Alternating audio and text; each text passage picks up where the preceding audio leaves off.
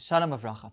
When we perform the mitzvot, when we serve Hashem, should we be thinking of receiving reward or not? Is that a good thing or a negative thing?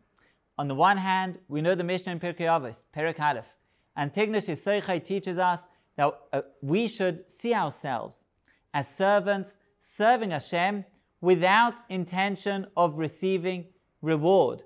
And we should not be thinking of the bounty, the goodness that Hashem will give us. Serve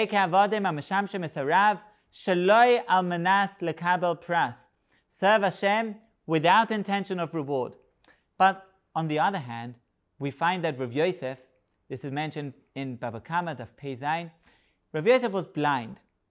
And he says in the beginning I thought it would be a good thing to be exempt from mitzvot, if blind people are exempt. Because then I could be Mekayim, I could perform mitzvot voluntarily. And wouldn't that be a wonderful thing? But then Rav Yosef's conclusion, he heard from Rav Chanina, that it's greater to perform a mitzvah when you're obligated to do it than when you do it voluntarily. And therefore he says, I would prefer, I'll give a special reward, a special blessing to somebody who teaches that blind people are obligated, because then I'll do mitzvot out of obligation and I'll receive more reward, a greater sachar. So Rav Yosef clearly is thinking about his reward. And the question is, which one? Rav Yosef, should we think about the reward we'll be receiving? Or should we go with Antignish Yisochai, who says, don't think about your reward. That's a negative thing. I think the answer to this dilemma is found in our parasha. Our parasha, Bechukotai, speaks very clearly about reward and punishment.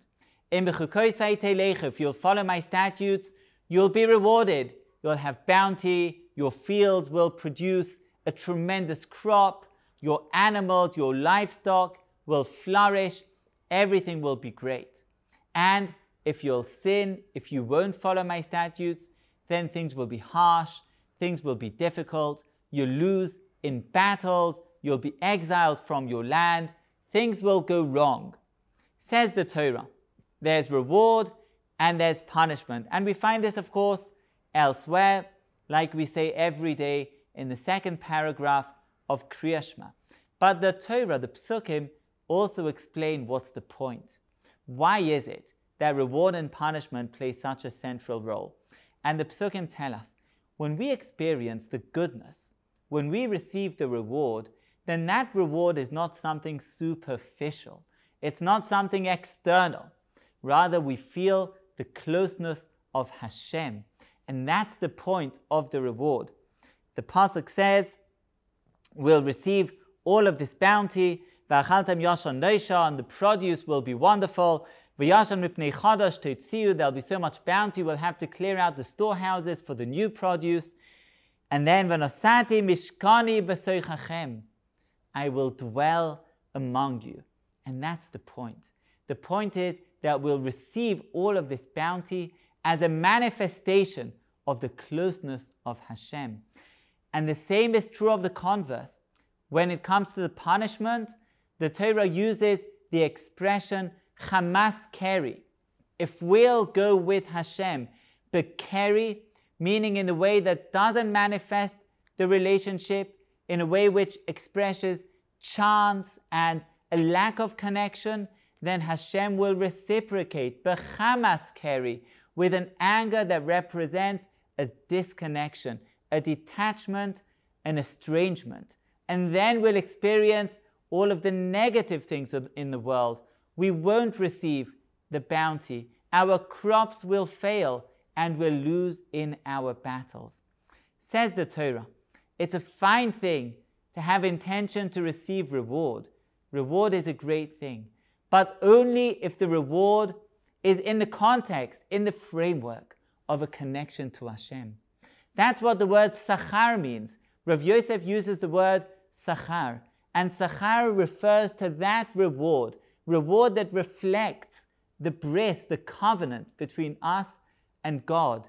While the Mishnah in Pirkei Avos, there we don't find the word sachar. There we find the word pras. And pras is like we promise our kids a lollipop if they'll be good.